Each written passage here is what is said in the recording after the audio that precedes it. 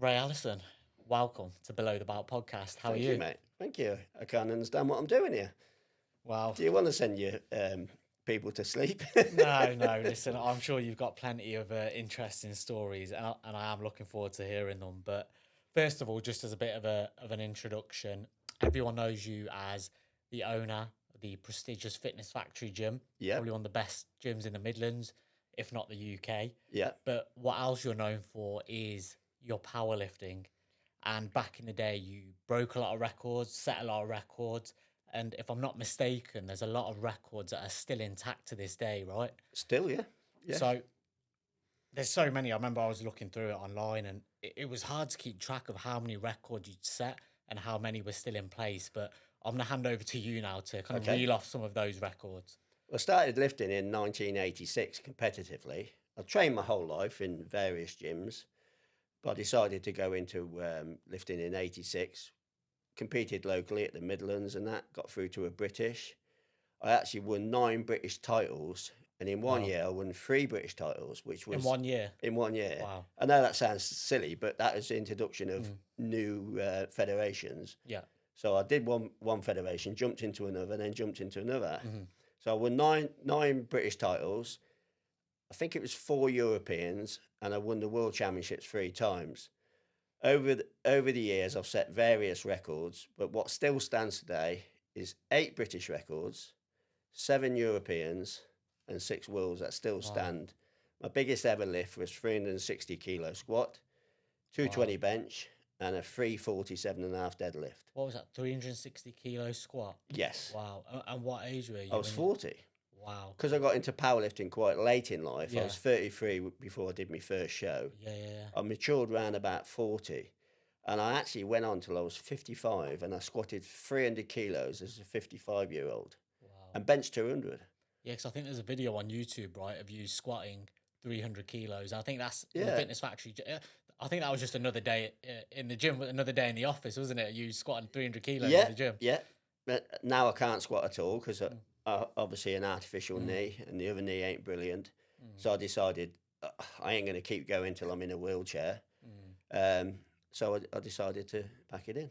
Well, how many years did that span over then, the powerlifting? Well, I did my first show at 86. Yeah. I retired in 98 after going to Las Vegas because I didn't lift very good, and I threw me dummy out the pram. And then my 2 sons got into lifting, and I was going to shows to coach them, and the people were coming out and say, "This is a record," and I'd turn around and they got a couple of digestive biscuits on the bar. So that's Liam and Dean who run the Fitness Factory with you, Yeah. right? So I went, first of all, Dean got into it, then Liam, and I was going Is to that coach just from them. watching you? Sorry. I think Is so. that- I think they got the bug. Got the Yeah. bug for it, yeah. I must have been some influence on them, mustn't I? Yeah. So I decided to come back in about 2000, and then I carried on then to 2012, Yeah. smashing myself up completely. I didn't do a good enough job in the first half. Yeah. So I went, I fell in love with the sport again, joined a different federation, which Dean and Liam were in, and we went again. Oh, wow. So what, were they kind of, they weren't like father son competitions, they were just generally, you entered in separate categories and whatnot, right? Yeah. I mean, Dean was in the unequipped bit where he had no knee wraps. Dean, as a teenager, was awesome, and he's a very strong man. I always find that interesting about all these powerlifting categories. There's categories for wearing knee braces, not wearing knee braces, elbow sleeves, no elbow sleeves. There must be tons of powerlifting categories, right? And federations now, so you actually can win a show without being strong. Whereas when I first started, there was one federation. So when you got to a show, you might be against 12 people. Towards the end, obviously I was over 50. But I mean, I remember going to a World Championships as an over 50-year-old, and I opened up at 280 on the squat. The nearest one to me was like 200. So I know I was old and I was past it, but you still wanted a bit of competition to spur you on. Was it an addictive? Sport? I was totally addicted to it. In fact, if I hadn't got the artificial knees, I'd still be squatting now. I'd be looking what the over 80s is or something. What was the goal that you had in mind when you first started? Well, obviously, when you first start, the goal was to win local shows. Yeah. West Midlands. You didn't when you first come out, you don't think, well, I'm going to be world Yeah, champion. yeah, yeah. At what point did you know that there was a potential to Um, set some British and world record? There must have been a turning point where you knew, do you know what, I can really yeah, yeah, make get good at make this. some Yeah. noise in the powerlifting world. Well, it took me quite a few years to get to the British because the qualifying title was 770 kilos, which was hard to achieve. And when I first went to my first British, I come last. But not only did I come last, the one that comes second but last really beat me as well. Yeah, yeah, yeah. So I went away and I thought about me training, and I went over to Birmingham to meet a bloke called John Neighbour, who was a big influence on me. And what I was doing, I took me bodybuilding. Is he training at Fitness First? Yeah, he does. I just spoke to him the other day. Yeah. Yeah, he was a strong Oh, guy. I if you think I'm strong, God blimey, he was bone strength. Really? Wow. If I'm allowed to say Yeah, that. yeah, yeah. So he taught me about, because what I did, I trained like a bodybuilder for powerlifting. Yeah. You know, I did too many reps, I did too many sets. I would think nothing about squatting what I could squat 6 days, 7 days before a show. And then I wondered why I weren't getting any stronger. And he said something to me that stuck with me my whole life. You can get stronger from under training, never from over. Okay, And I started training with him, and I actually felt guilty because I weren't doing enough. Because I used to bench heavy, incline heavy. I used to do flies with like 50, 60 kilo dumbbells. Yeah, it's about being clever though, I guess, right? Yeah. And he pulled me right back, and my strength went from strength to strength then. I think obviously you can tell that you had that obsession with that goal Yeah. of setting and breaking records. And I think obviously the thing with obsession is it can take you down two paths, winning and success Yeah. or failure. And I think the thing with you is that failure, and because of the obsession that goes hand in Wasn't hand, an option. it Wasn't allowed an you to option. come back, but come back more Yeah. intelligently, Yeah. right? Yeah. It wasn't an option. I mean, I got a couple of lads in my gym that keep getting hurt. And I keep saying to them, mate, if you're hurting yourself all the time, you're doing something wrong. Yeah, yeah, yeah. I know we do get hurt, but these guys are hurting themselves, Yeah. same places over and over again. Yeah. I won't mention Carl Hansen, but it is him. Okay. You know? That's interesting stuff. Yeah. But let's take it right back to the beginning then. Oh, Yeah. I dropped my phone. Yeah, we'll take it right back to the beginning. How did you first get into powerlifting? For me, it seems like it's one of those sports where I don't understand how people come across it or find that they've got the knack for it. Or Yeah. is it just the case you wanted to get in shape initially, or where did it all start? Well, I was quite thin as a kid, believe it not, and I had quite a hard upbringing. So I got into weight training because I was underweight, and I just wanted to get bigger. So the gym I was at, they had no lat pull downs or leg extensions or anything like that. It's old school barbell Yeah, dumbbells, right? there was one gym in Coventry, that was a Cov Baths. I think there was one called Dicklebird's, but that was more like a health club type thing. And so my back workout was bent over rowing, stiff leg deadlift, Yeah. deadlifts, chin in bar. Okay. So Did they not have Capital Gym around back in those? Because I know that's no, the this gym is in before Capital, because Oh, wow. Capital opened a few years later Yeah. with a bloke called Ray Allison. Yeah. He opened that. The only gym was Cov Baths. So all it had in there was bench press station. So that was my back workout. Yeah. You could never find a matching pair of dumbbells. Yeah. So, so you're really limited. Yeah. So I trained there for a few years, and I run a butcher shop with my brother. And our local pub was the Newlands. And there's a young lady that used to go in there, and she was trying to raise money for her daughter to send her to America for Florida. She was terminally ill. Oh, okay. So she says, can you come up with any ideas on what to How to raise a few quid? So I come up with the idea of doing a squat, a bench press, and a deadlift in my local pub. So I approached the two lads. So while everyone's having a pint, they're watching. Yeah, and having a fag in them days as well. Yeah.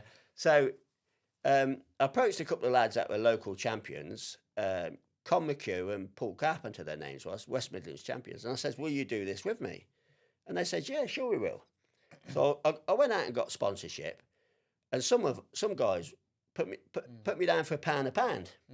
Well, I'm doing the free lifts, so it's going to be a few quid. Yeah. So I actually raised 1,260 quid. The two lads I was going to do it with dropped out. Yeah. I think one of them got injured and one of them just didn't fancy it. So I did it on my own in the pub, and I raised £1,260. But years and years later, I'm walking through the town centre, and someone shouted Ray, and I've turned around, seen a young girl walking towards me, and I said, "You right?" She says, "Yeah, you're Ray Allison." I thought it was someone from the butcher shop. She says, "You did a charity lift for me." It was that girl, wasn't it? It was a girl, yeah. Yeah, And she got 2 kids of herself. But she never gave me £1,200 back. Well, the main thing is that she She survived. She survived, amazing. yeah. So then I went on, I went to watch a Warwick's, and I figured that if I'd have been in that Warwick's, I'd have come second. So a year after, I entered it and actually come second. Okay. But what held me back was always my bench press. Yeah. And then Why do you think that is? Is it just one of those movements well, you where you weren't as naturally strong? I'm long armed. Yeah. And I just weren't very strong at it. But the difference between a champion will always work his lift, because I was going to Britishes in the end, and I was benching 190, 195.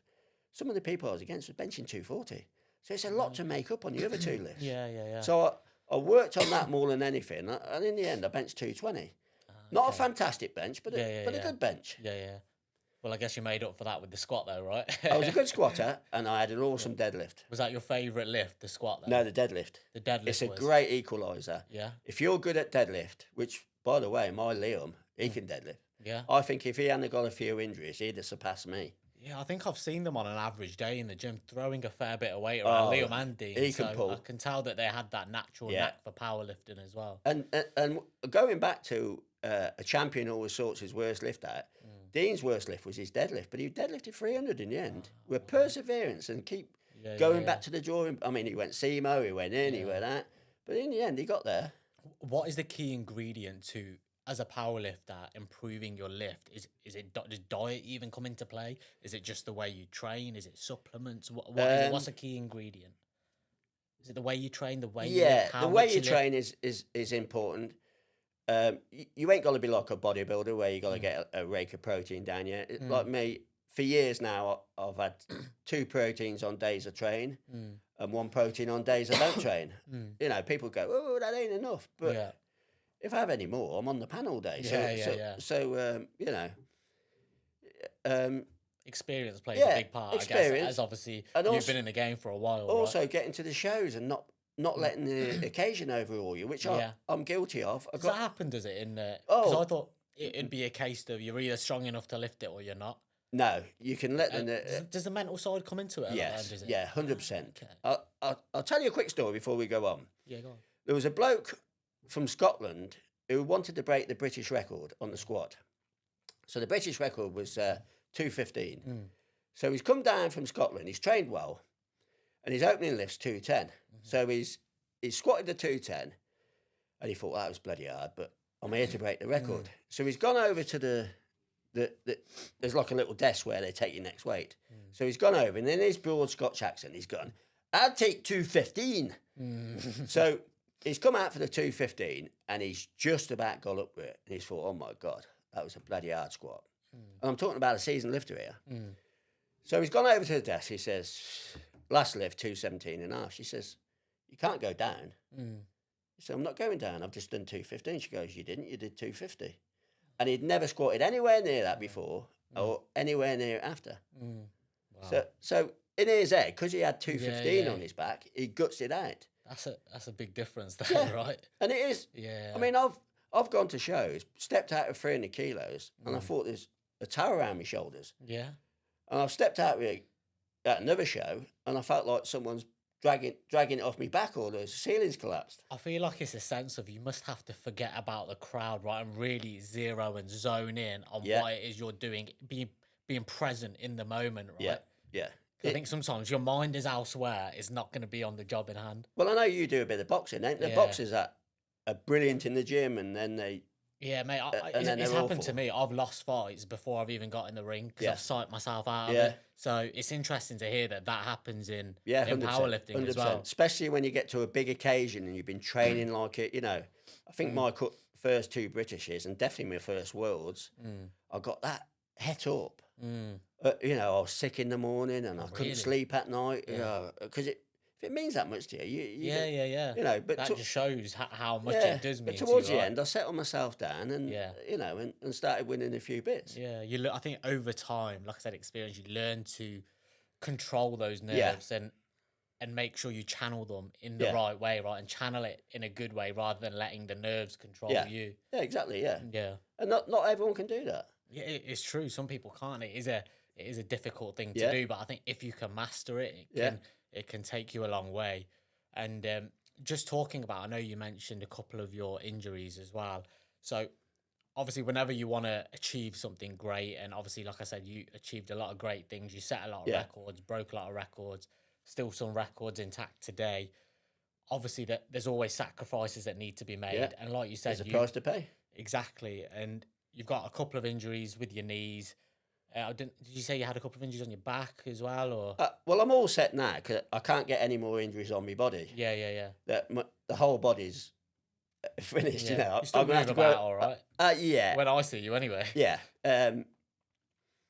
It's mainly machines I do now. Yeah, I do a little bit of bench, and I sometimes bench up to 110, 120. yeah, So stronger than the average yeah. bear. I did see a strong lift. I thought I saw one of 140 on bench. To be fair, That's been a Some- while. That's Yeah, been it's probably been a year or so since I benched it's 140. not long.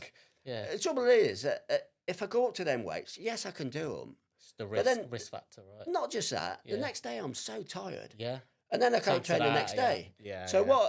what I do now, Monday to Thursday, I train for an hour. Mm, I try and do 20 sets. yeah, And the only free weights I do a few arm kills, yeah. um, and then everything else is Do you machines. still enjoy it?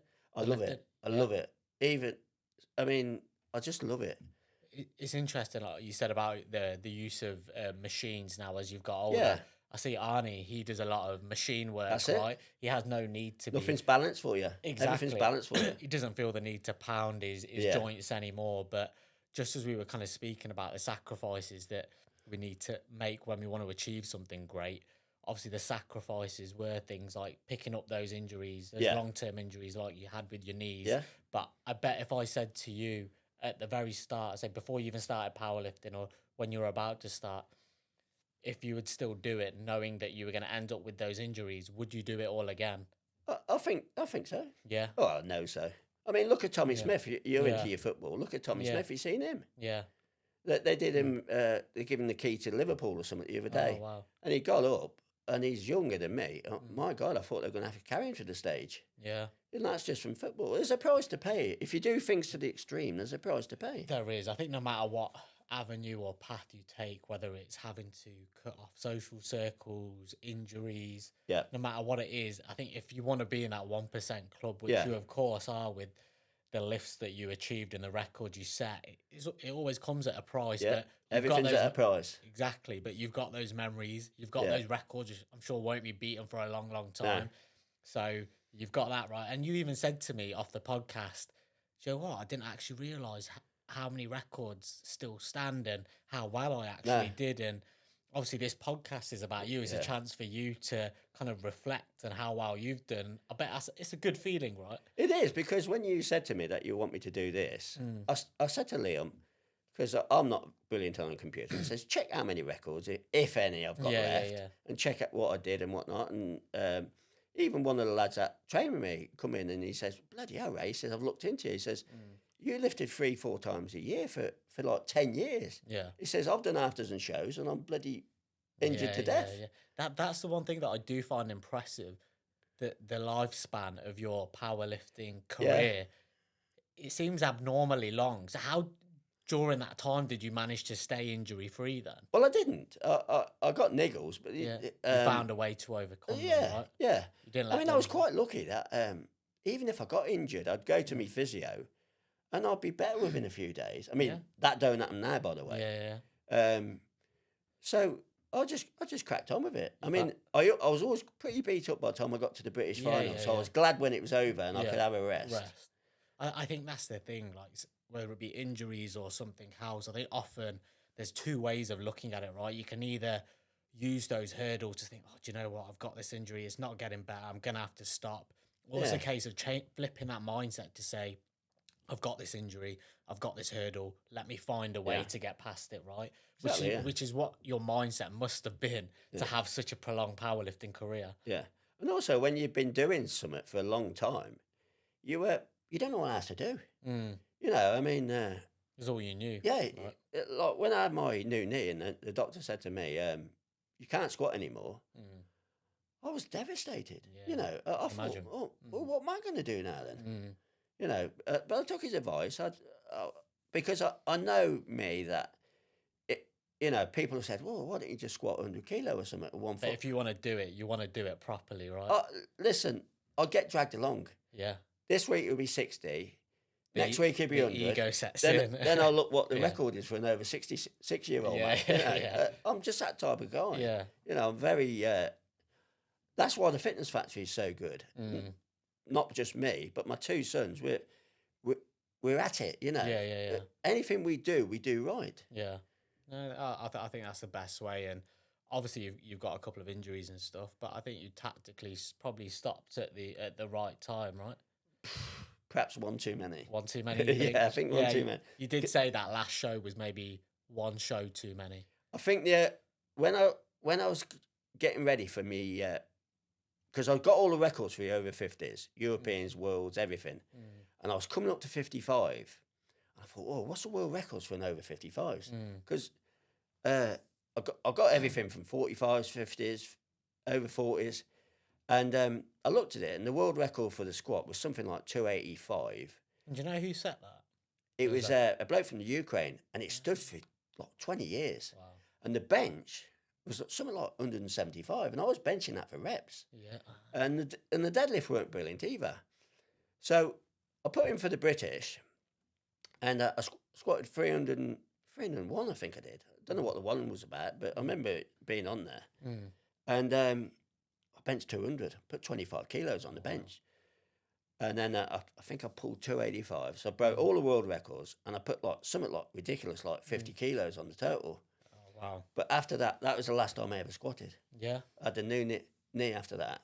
And when the doctor come to me about my knee, he described my knee like a witch's hand. He says it was all turned. Really? He said, you'd have never straightened that way. He said it was all turned underneath you. Do you miss squatting, man? I do miss it. Yeah. I feel as though my long lost love has left me and she's never coming back. Do you know what? I could imagine having it been like a staple of one of your main lifts, right? Yeah, so to speak. yeah.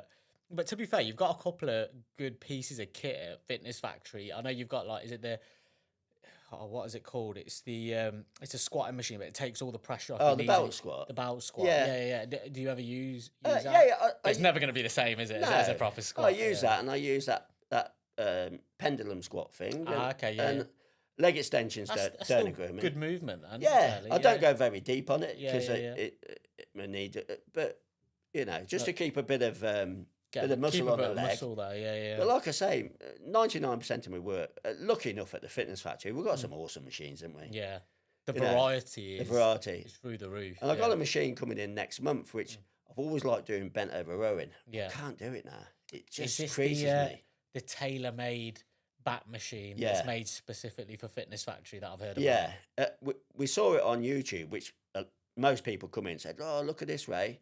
So I actually sent the YouTube video. I think it was in Dubai, in that Oxidized gym in Dubai. Okay.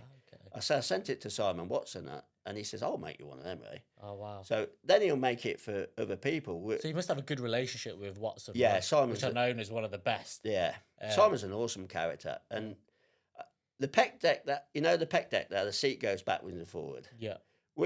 I actually got Grant to message Simon saying, I'd like something. I had a Gym 80 machine which was similar to that, and I said I'd like a pec deck that the arms can come up and down, the seat can come in, and that's we sort of got together to make that. Okay. Simon's really, he looks into the details of machines, and he listens to athletes, which is, you know, the other ones, you know, that's your machine. Get on with it. Yeah, exactly. Yeah, listening to the feedback's got to be important. Yeah, Because there must be so many like intricacies of the way you lift, which part of your muscle it hits, the angle of the way that you lift it, and it sounds like it's your main brand of equipment, right? Watson, is it Watson Hammer Strength? Is it? We've mainly got Gym 80. I think a Okay. lot of people think we're all Watsons because I Yeah. just talk about Watsons. Yeah. But Gym 80 and Hammer Strength haven't bought any new kit out for years. So they're still making new kit, but it's the old But it's design. the old The design. design hasn't changed. So Watsons is changing all the time and getting better all the time. Okay. So, I mean, we've got a lot of Gym 80 stuff. We've got a lot of Hammer Strength because we're a Hammer Strength centre, which Yeah. you've got to have something like 20 pieces of Hammer Strength to be a Hammer Strength centre. Yeah. I don't know if you've seen the plaque and the hands on the wall. To have that, you've got to have 20 pieces of Hammer Strength. Okay. So we got, I think altogether, I counted it up once. A guy come on YouTube and said, a gym in Liverpool, and he says, I've got 40 pieces of selector eyes, 20 pieces of plate loaded. Beat that then. So I come in the next day because I've never counted the bits up. I said to Grant, go and have a count up there. Yeah. So he come back, he says, we've got 97 machines altogether. And I went, oh, bloody hell. I says, it'd be nice to have 100, wouldn't it? So he says, I said to him, did you count the new room? He goes, I didn't. So he went over and he come back, he says, we've got 75 selectorised and 35 plate loaded Oh wow. machines. It's incredible. But I didn't want to measure this bloke in case he comes down and gives me a good idea. Do you know what? I'm genuinely not surprised because obviously I do want to move on to Fitness Factory now, as we're talking about it anyway. Because I've been coming to Fitness Factory a good couple of years now, Yeah. and I still don't think I've got around to using all the machines yet, which is just incredible to be Yeah. honest. But I think that's important, right? Because Fitness Factory have their really busy days, and like you said, this February has been absolutely crazy. But the great thing that I see at Fitness Factory is, regardless of how busy it is, there's always a machine and you're never waiting. And that's rare, I think, in weightlifting gyms. And you're not just a weightlifting gym. You've got your cardio room, you've got your mixed martial arts room. Yeah. You've got everything, right? And I think that's important to a lot of people. And the variety, I think, just makes it all the better. Yeah, I think so. I think we do a good job. Yeah. We try our best, And I think the story of Fitness Factory, I know we spoke a little bit about this before. You opened 21 years ago. 21 years ago. Right? And I know Fitness Factory looked nothing like it does now. No. As it Single did story then. building. Single story. Single story. The first bit that you walk into was a yard. A couple of years ago, I purchased land the other side where we've extended again. So it was, I think it was something like 6,000 square feet, and now it's 14. Oh, wow. We started up. I trained in all the gyms in Coventry. A couple of my favourites was Future Fitness, where Clint introduced us to Clint Jones at the time. Yeah. Well, it was called the Flex at the time. And Clint Jones introduced us to Hammer Strength, which I thought was awesome bits. Yeah. And then I started training at the Capital as well, which was, I loved it. That's my first ever gym when I was 16 years old. Well, it was all weights at one time. Yeah. I know it's cut and it's got a boxing area now, but it was all weights, and I loved the layout up there. Yeah. And that was the first gym I tried Gym 80 stuff. Ah, okay. And they were two of them. I've trained in all the gyms in Coventry, but them two stuck in my mind. Yeah. So when I opened the Fitness Factory up, how it come about, my oldest son, I was like I said, I was a butcher with my brother. We were really going along. And my son used to work for me on a Saturday, sweeping the stuff up and traying the meat up and whatnot. And he didn't want to come into the butchery business. So he said, I'm going into the leisure industry, Dad. And I said to him, well, I don't want you working for someone for bloody £3 an hour. So let's look round for a gym, you run it, and I'll support you financially wise. And how old was he at this Dean point? was 16. Oh, wow. Dean was 16. I mean, he's an awesome person. And we were going to buy the new Star in the Newlands. I don't know if you know it. It's a public house. We put in for it. Yeah. And then we went to an auction and bought a load of equipment. And it was our original equipment, Sportez equipment, which we thought was fantastic at the time. But it ain't a bad. I mean, I've still got a couple of bits of it now. And then that turned down. And then I heard that Pro Gym was up for sale by a character called Chun Li. So I went up to see him. Of course, he said a ridiculous price. How long has Pro Gym been about? I thought it was a reasonably new gym. No, my gym was Pro Gym, and now he's up on the Fosel Road. Okay, yeah. So I went up and spoke to him, and we met somewhere in the middle. And then we moved in. So I couldn't give up the butchers to go in there. So my son, we used to open up 9 in the morning till 9 at night because Dean had to catch 2 buses there. Ah, Yeah. okay. So I So mean, what- 16 years of age, working to 9 every night, his fair life play- must have been fair play crap. to him. Yeah. So we bought all this kit, put it in, and we thought, great, we're going to sit back and count the money now. Yeah. It just didn't happen. Yeah. We were so slow. It was. But it was not. I imagine it wasn't as booming health and fitness back then No, as it is now, right? No. So anyway, what I used to do if I got an early day, my brother sometimes used to say, "Look, there ain't a lot going. You go up your gym." So I'd go up and Dean would have a couple of hours to himself. But we were that slow. One day, one of my original customers was a bloke called Jazz. He's a driving instructor. I inherited him from Chun Li. I went in one day at 11 o'clock. Dean went off somewhere to do something. Sat down on the couch, and Jazz used to come in at 3 o'clock in the afternoon, and he woke me up. I've been asleep for 4 hours. I reckon he thought I'd croaked him. So that's how slow we was, and it took it. And then when I was 50, the butchers started really slowing down. Because when I first started butchering, 80% of meat was bought in the butcher shop and 20 in the supermarket. Yeah. Towards the end, it spun round the other way. Everyone bought it in the soup. So it was getting harder and harder to make a living.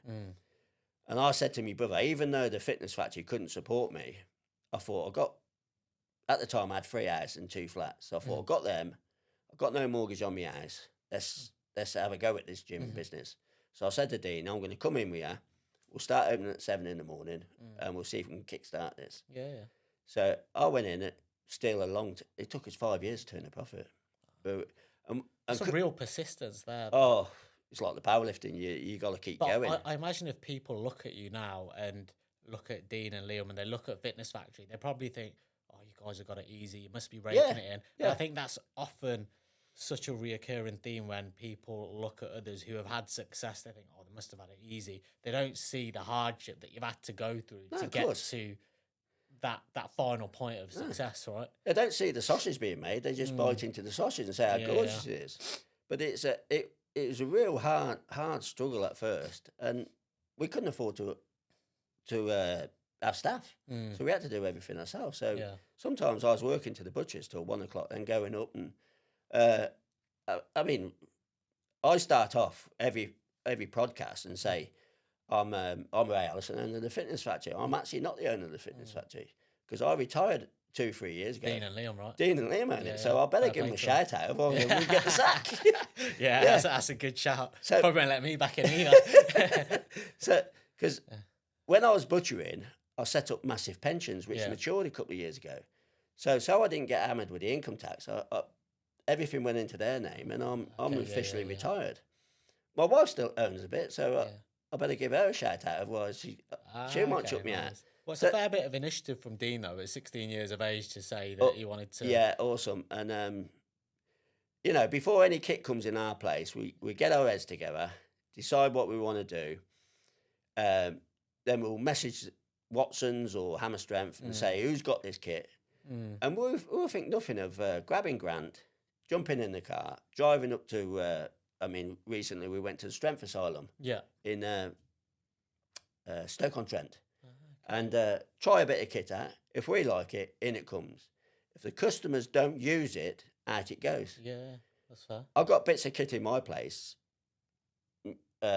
which I don't particularly like, but it gets well used. It gets well used. Got to listen to so you got to keep it in. Which is what I really like about a Fitness Factory. I know Grant is a big part of Fitness Factory, and the staff as well. And I think one of the things that really impresses me on is how much you guys listen to your members and what they want. Yeah. And like you said, he's like, you may not like it, but if everyone's using you're gonna keep it. Yeah. And I think obviously you're very fairly priced, haven't raised your prices and what. Never once. Yeah. No. We've had specials on, women for 20 quid and over 55s for 20 quid. But when I turned 55, I realised you've got a few quid when you're 55, so you can pay the same. Yeah.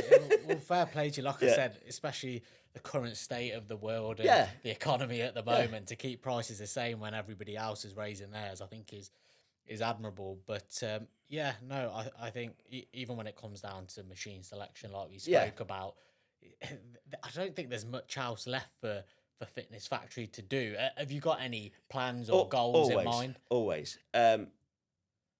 If someone comes out better than what we got, Mm, like we had the original Watson dumbbells, which were steel plates and zinc plated. mm, Nothing wrong with them. yeah, But then he bought the solid stainless steel out. yeah. So we knocked them out and got them in. Okay. While they're still got a value, I've got gyms. Yeah. If I ring them up and say I've got so and so, they won't even ask me what it's like because they know it's still got. I don't get things so it's tired. Yeah. I'll get it out and get some new stuff in. And if someone brings out a new machine, which I think might be slightly better than the one we got, we'll knock the old one out and bring them. So we're freshening up all the time. What drives that thought process with you, kind of Dean, Liam, and Grant, to keep getting the best, that continuous improvement? What drives that thought process? I know you kind of pride yourself on wanting to be one of the best gyms about, but is that what it is? Is that what drives you to be the best gym around? I think I'm one of them people. If I was a road sweeper, my road would be immaculate. You know, I read somewhere where Sir Alex said once, you need a purpose in life. You need a reason to get up in the morning. And this is our reason to get up in the morning. Yeah. You know, we could easily earn more money and say, right, the kit's the kit, and that's it, and earn a few more quid. You definitely go above and beyond, I think, as a gym, because sometimes I don't even think you need to replace or upgrade your kit. But let me tell you a couple of stories about my customers, which really touched my heart. First one was a bloke called George. He was working locally, and he come in and he said, I'm working from home in the COVID, so you won't see me again because they're closing the offices down. Shook his hand. Last year, he come back in. And I said, you what, George? I assumed he got a job locally back again. Yeah. So he says, and where is he from? Warsaw. Wow. 28 miles away. Okay. 56-mile round trip. I don't even think he'd bother. Five times a week. So I said, George, what? He said, I can't find a gym that touches it. I cannot find a gym that touches it, Ray. And I was so touched by that. And Friday, I live in Eastern Green. I was in Horsley Park I go and get my head shaved every couple of weeks. And I seen a young girl from the gym walking up, Chelsea her name is. And I said, you what are you doing here? So she goes, I live here. I said, what do you come to my gym for then? She says, I love it. I love your gym. And she goes, not only that, I catch 2 buses. Well, her whole night must be... Some commitment. Yeah. Like doing that, mustn't it? Yeah. And I couldn't believe it. I was so touched. And I love little stories like that because I thought it was just head cases like me that I used to go over to Birmingham, the other side of Birmingham, to the Forum. And my missus used to say to me, well, why are you going all the way over there? This gym's in Coventry. I went, they can't cater for me. That's the best gym for me. I think it is just that community feel of Fitness Factory, right? How you mentioned Chelsea, who makes that trip taking 2 buses. And obviously I go to Fitness Factory with my other half. And I think it is such a comfortable gym for both men and women. And that's not initially the first thing you'd think of when you hear of a weightlifting gym. No. And there is always that kind of hesitancy when it comes to women and walking into a weightlifting gym. But for me, you've got that hybrid sense of you've got the weightlifting stuff, but you've got the cardio, like I said, mixed martial arts. It's a spacious gym. You've got everything to accommodate everyone, which is very hard to do, right? Of course, yeah. And especially when the 3 owners are as strong as me, Dean, and Liam. Because everyone then assumes that everyone's massive in there. Yeah, no, that is a good point. You just think it's a purely powerlifting gym, which for you guys, you haven't made it about yourselves, right? You've made it about the members. Well, when we first opened, we'd been open a while, and a good friend of mine, Suki, he was training in the gym the other side of town, and there was snow outside, and he come in, and I said, "You right?" So he says, "I can't get over to my normal gym," and he only lives up the road from my gym. So he come in, he says, "Oh my God, Ray," he says, "I'm joining up." Yeah. He says, "You got treadmills, you got cross training." I was like, going, "Well, what do you think I was going to have?" He went, "I thought it'd just be squat racks and power racks and dumbbells and bench presses." I says, "I'm a powerlifter, not an idiot." Yeah. You know, I says, "I can't just cater for blokes like me." Yeah.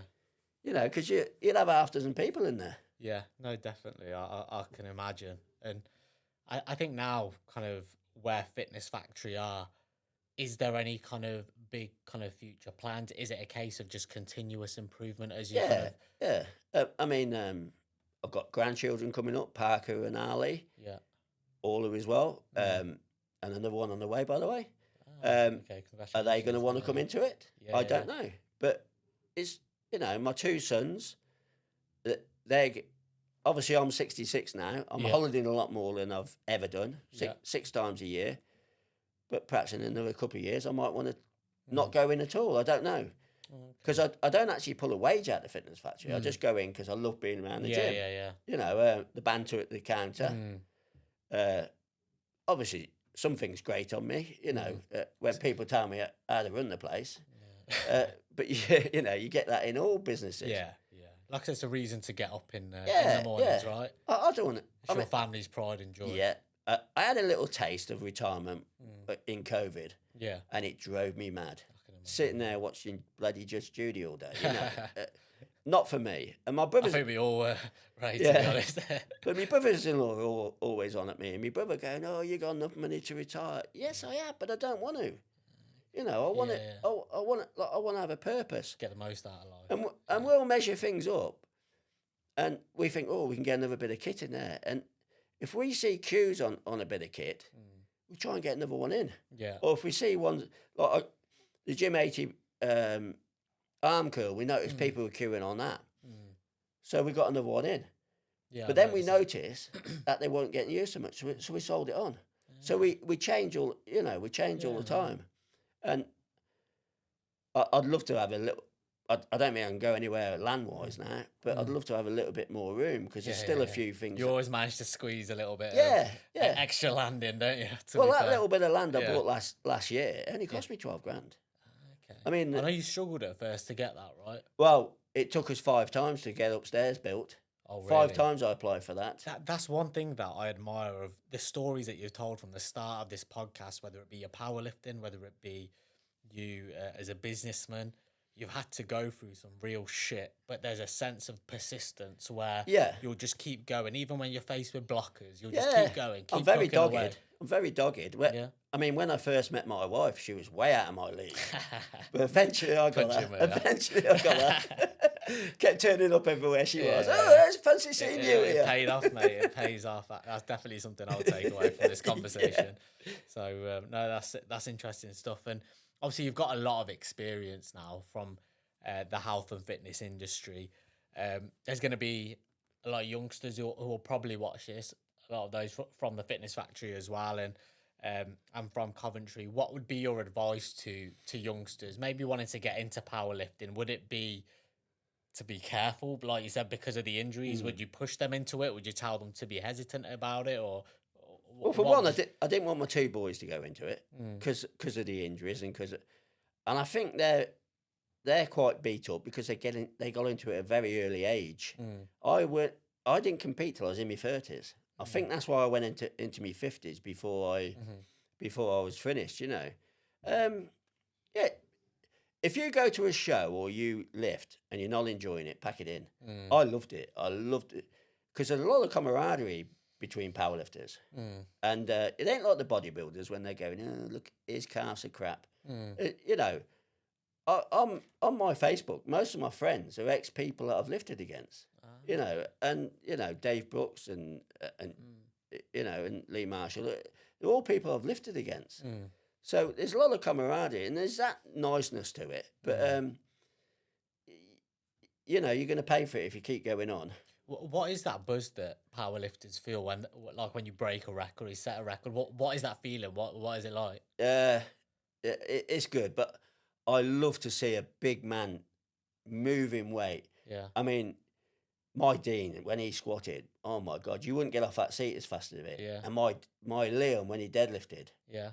I truly believe, I mean, again, with the enormous weights, the injuries come, I truly believe Liam would have deadlifted 800 plus. Yeah. And I think Dean would have squatted 800 plus because he was just getting but because they started at an early age, they've got the injuries at earlier age than me. Yeah. So, but I love to see a big man one of my.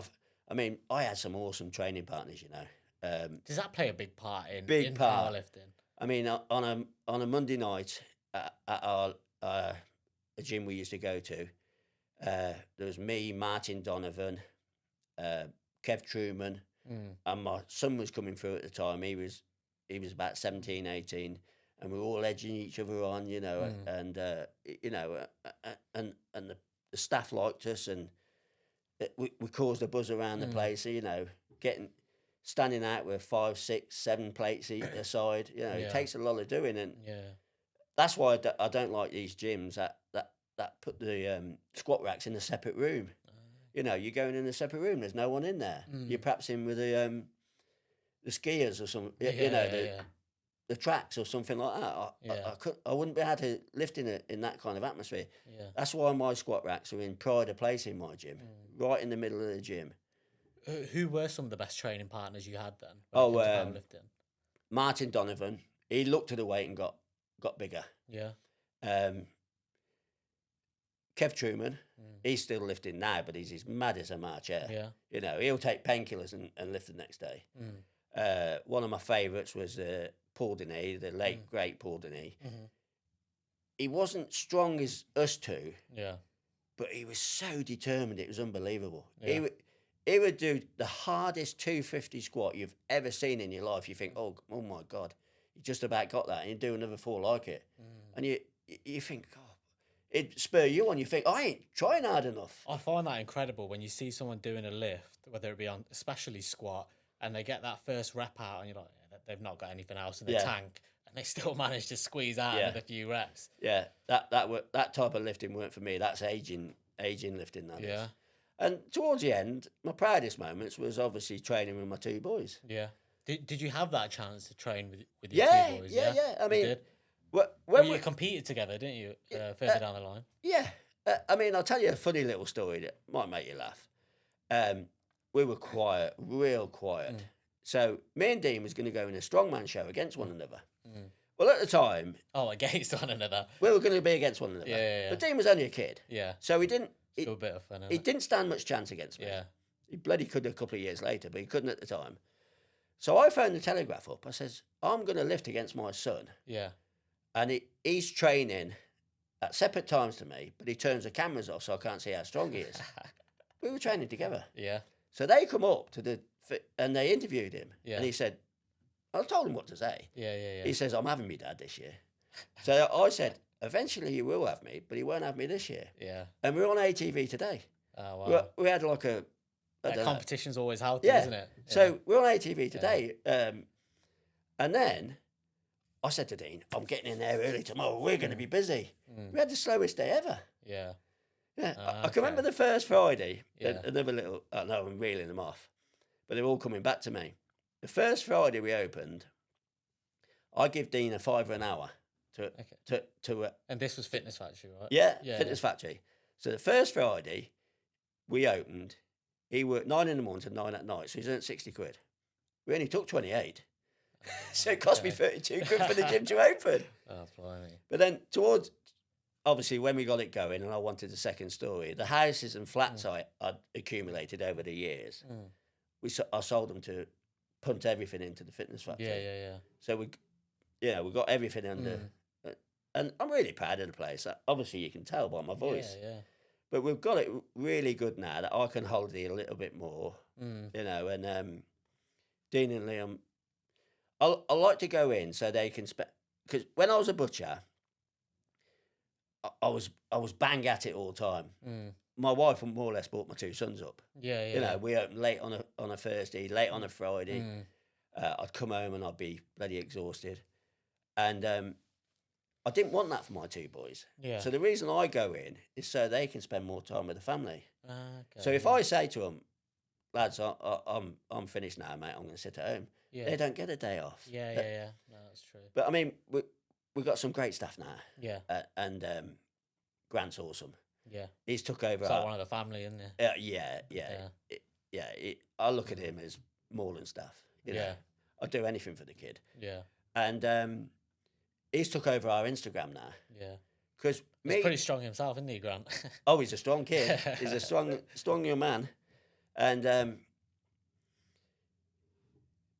me, Dean, and Liam, well, probably Liam is, but we're not into this Instagram, TikTok, and all this. You know, I think, you know, you put the best kit in, you're the most reasonable price, people are going to come flocking, but it ain't like that. It's a lot more. I think social media is playing such a big part nowadays, isn't it? And since Grant's took over our social media, it's gone bloody awesome. Yeah. But what we do like to do is, when I come on and say I'm Ray Allison, owner of the Fitness Factory, best gym in Coventry, I'll never put another gym down. Yeah. You ever notice that? No, I applaud that. Yeah. And to be fair, I think when you're saying you're the best gym, you say, well, you're the best gym. I've got this, I've got that. You're not stopping anybody else.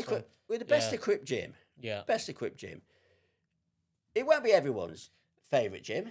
This is the thing, like when we say best gym, obviously I may be biased. I'll go to the Fitness Factory. I'll say it's the best gym. But the best gym is a lot of things. It's equipment. It's how much space have you got in your gym. It's what's the music like in the gym. The best gym will be different to everybody, right? Cleaning's a big part, and parking. Yeah, cleanliness is a big part. I mean, my idea of it when I was growing up would be good bars. Yeah. You know, because if I got a cheap bar on my back, that's like a banana. There's so many facets to what makes a good gym, right? Like you're saying, like bars, cleanliness, parking, like. But that wouldn't bother a lot of people. Yeah. A lot of people would say, "Oh, I like the running machines down there." Yeah. The gyms are I can't stand. You know, well, I don't feel that strongly about them. Places like Pure Gym and JD Gym, there's just no atmosphere there. Yeah. But they're actually good for business. Yeah. On the long run. The Pure Gym up by me, when that first opened, that took 30% off me. Oh, wow, really? But now it's a good feeder gym because people go there. I mean, we've got less than 1,000 members. That's got 7,000 members, that one. So you're not getting on anything. I mean, I've got a couple of personal trainers that come down to me from Pure Gym, and they said at night, there's people queuing behind each running machine. There's people queuing on to get on a pec deck. In Pure Gym? Yeah. Oh, wow. It was 7,000 members. I mean, I've got 5 pec decks in my gym. That's got 1. What do you think would stop someone from going to the Fitness Factory and choosing Pure Gym? What do you think it is?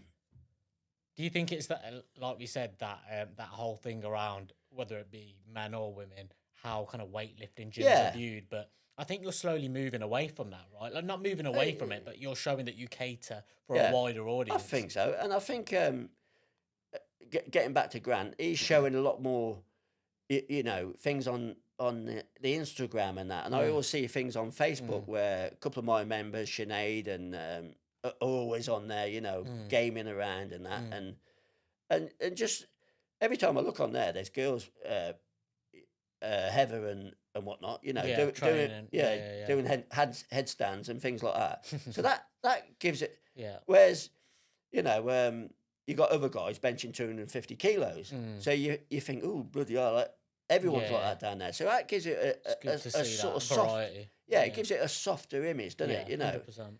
Whereas I think with Pure Gym, I mean, I can't imagine why you'd want to train there.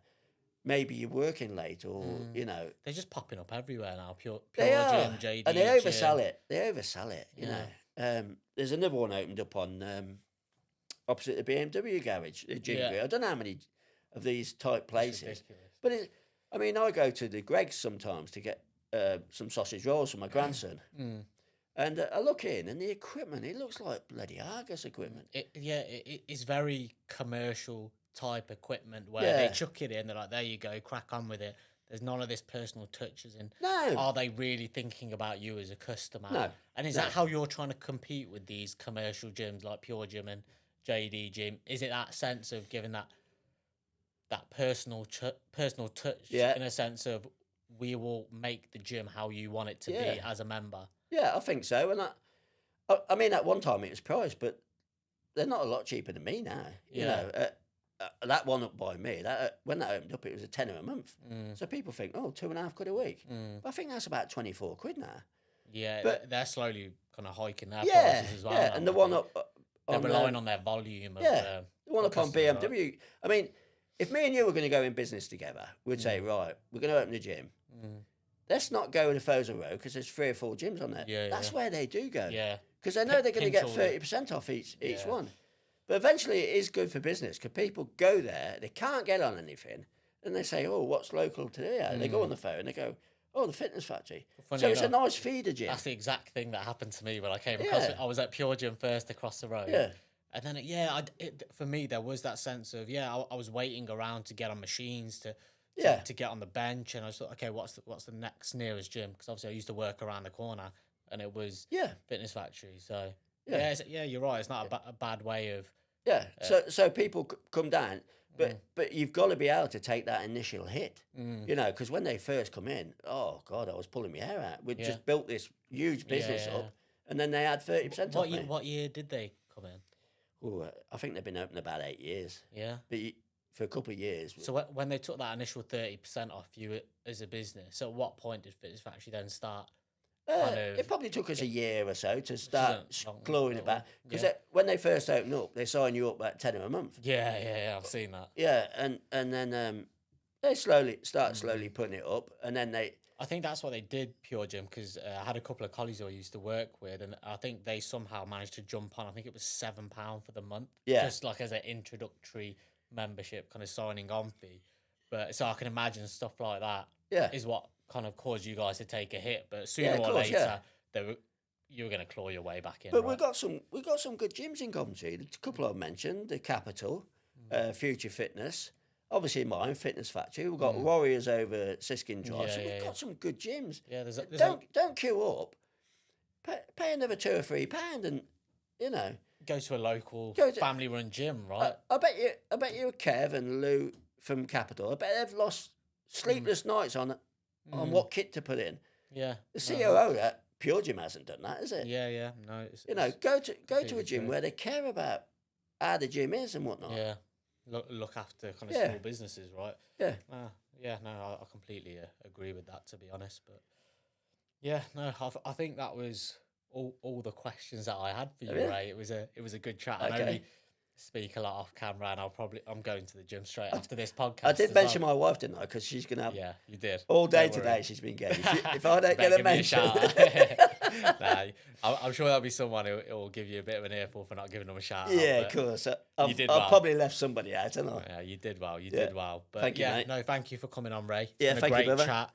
And maybe I'll get you back on again in the future, unless you've had enough of me now. No. But yeah, no, it's been great. And Yeah. thanks for watching, guys. And Thank you, everybody. yeah, feel free to pop in to the Fitness Factory in Coventry. Great gym. Got everything for everyone. And yeah, thanks for watching, and see you soon.